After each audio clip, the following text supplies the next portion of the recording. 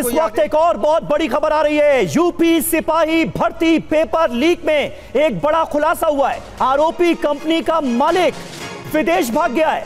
Gujarati company पर थी परीक्षा कराने की जिम्मेदारी। गड़बड़ी के बाद कंपनी ब्लैकलिस्ट की गई। कंपनी का मालिक विनीत आर्या विदेश भाग गया है, वो फरार हो गया है। ये इस वक्त की एक और बड़ी खबर। उन तमाम छात्रों के साथ ये कितना बड़ा धोखा है, आप अंदाजा लगाइए। यूपी सिपाही भर्ती पेपर लीक में जो कंपनी आरोपी थी उसका मालिक फरार हो गया है, वो विदेश भाग गया है। पंकज झा हमारे सहयोगी इस वक्त हमारे साथ जुड़ रहे हैं। पंकज, क्या खबर है और ये मुमकिन कैसे हुआ कि जिस कंपनी पर इतना बड़ा आरोप लगा उसका मालिक विदेश भाग गया? जी हाँ, बहुत हैरान करने वाली बात है। और आपको पता होगा कि इसी साल 17 और 18 फरवरी को करीब 62,000 जो पुलिस कांस्टेबल की भर्ती के लिए परीक्षा हुई थी, उस भर्ती परीक्षा में पेपर लीक हो गया था।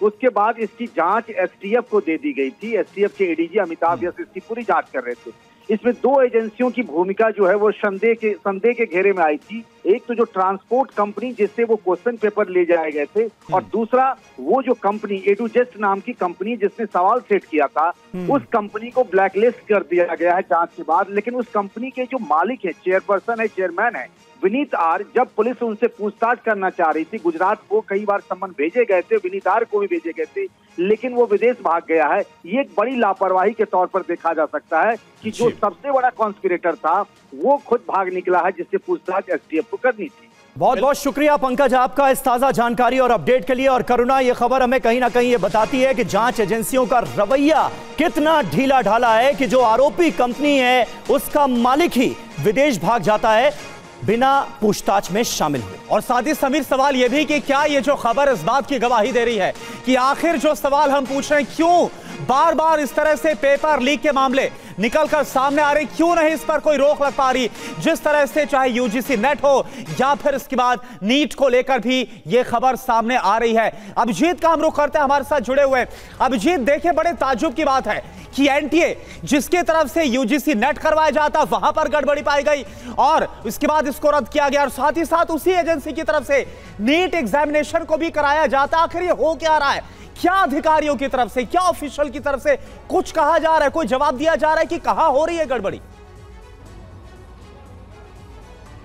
आधिकारिक तौर पर कोई भी बयान नहीं सामने आ रहे हैं एनटीए की तरफ से। देश की सबसे बड़ी महत्वपूर्ण परीक्षाओं को आयोजित कराने की जिन पर जिम्मेदारी है, उनकी विश्वसनीयता पर सीधे सीधे सवाल खड़े हो रहे हैं। और छात्रों के बीच जब हम पहुंचते हैं, उनसे बातचीत करते हैं, तो उनका भी यही कहना है कि एक परसेप्शन जो स्टूडेंट्स के बीच में, जो मेहनत करने वाले छात्र हैं, उनके बीच में जो परसेप्शन एक बन रहा है, वो उनको साइकोलॉजिकली कहीं ना कहीं जरूर प्रभावित करता है, क्योंकि वो साल भर मेहनत करते हैं, 2-2 साल मेहनत करते हैं इन परीक्षाओं को पास करने के लिए। और वहां पर जब उन्हें यह मालूम चलता है कि इनकी विश्वसनीयता पर ही सवाल उठ रहे हैं, क्योंकि निष्पक्ष नहीं हो सकती है ये परीक्षाएं, क्योंकि पेपर लीक होने की घटनाएं सामने आ जा रही हैं। परीक्षा देने के एक दिन बाद ये घोषणा आती है कि अब परीक्षा जो है वो रद्द कर दी गई है, दोबारा परीक्षा कराई जाएगी। तो इस तरीके से उन लोगों के बीच में ये परेशानियां तो सामने आ रही हैं, और वो सीधे तौर पर सामने आकर, जो छात्र हैं जो कि अपीयर भी हुए हैं, वो सीधे तौर पर सामने आकर बात करें या ना करें, लेकिन ये परसेप्शन एक जरूर बनता हुआ दिखाई दे रहा है। सबसे बड़े सवाल के घेरे में नेशनल टेस्टिंग एजेंसी है,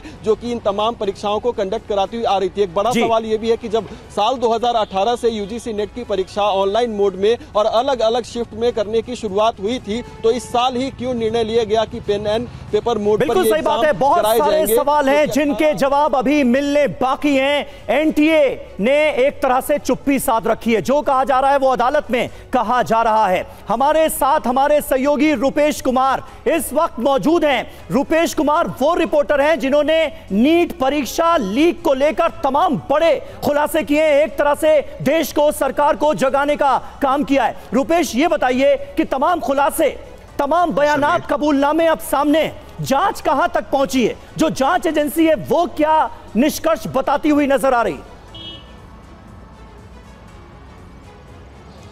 देखिए, जांच एजेंसी और जिस एजेंसी के ठीक बाहर, दफ्तर के बाहर हम खड़े हैं, वो है आर्थिक अपराध इकाई। और आर्थिक अपराध इकाई शुरू से इस बात पर एडमेंट है कि पेपर लीक हुआ है, और वो इसलिए क्योंकि उसके पास सबूत हैं, गवाह हैं, बयान हैं, और उसी के आधार पर वो एनटीए से ये मांग कर रही है कि आप मूल प्रश्न पत्र दीजिए, ताकि यहाँ जो प्रश्न पत्र यहाँ लीक हुआ और जो छात्रों के पास पहुँचा, उसकी जली हुई प्रति और उसका जला हुआ जो अवशेष इनके पास बचा हुआ है, उससे वो मिलान कर सकें। लेकिन एनटीए वो 3 रिमाइंडर के बाद भी नहीं भेजा। फिर इनके अधिकारी वहां गए, वहां भी प्रश्न पत्र नहीं मिला। लेकिन उस सब के बाद जो खेल शुरू हुआ है, खेल सिर्फ नीट पेपर लीक नहीं है, मैं बार बार कह रहा हूं। और सुबह सिर्फ मेरी एक ही बात की चिंता है कि आखिर सिकंदर यादव के 2 बयानों में फर्क क्यों है। क्या सिर्फ आपने कुछ देर पहले अभी सवाल किया था ना कि क्यों इस तरह के पेपर लीक बार बार देश में हो रहे हैं। वो इसलिए हो रहे हैं क्योंकि बड़ी मछलियां, छोटी मछलियां पकड़ी जाती हैं, घड़ियाल नहीं पकड़ा जाता है। सॉल्वर गैंग के सदस्य पकड़े जाते हैं, उनके संरक्षक नहीं पकड़े जाते हैं।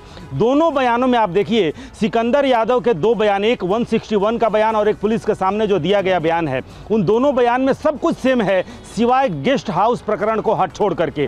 गेस्ट हाउस प्रकरण को 161 का जो बयान है सिकंदर यादव, वो क्यों छोड़ दिया गया? वो इसलिए छोड़ दिया गया कि अगर 161 के बयान में भी गेस्ट हाउस का जिक्र होगा तो मंत्री के पत्र का भी जिक्र होगा, पत्र संख्या 440। अब सिकंदर यादव किसे बचाने की कोशिश कर रहा है, या फिर पुलिस ने जो चारों जो आरोपी हैं उनके बयान जारी किए हैं 161 के, वो जारी किया गया है, वो किस मंशा से जारी किया गया है? क्यों गेस्ट हाउस प्रकरण को छिपाने की कोशिश की जा रही है? वो इसलिए क्योंकि न गेस्ट हाउस प्रकरण का जिक्र होगा, न लेटर का जिक्र होगा, न मंत्री जी का जिक्र होगा। इसलिए मैं बार बार कर रहा हूं, ठीक है रुपेश, बहुत इंपॉर्टेंट जानकारी आपने दी।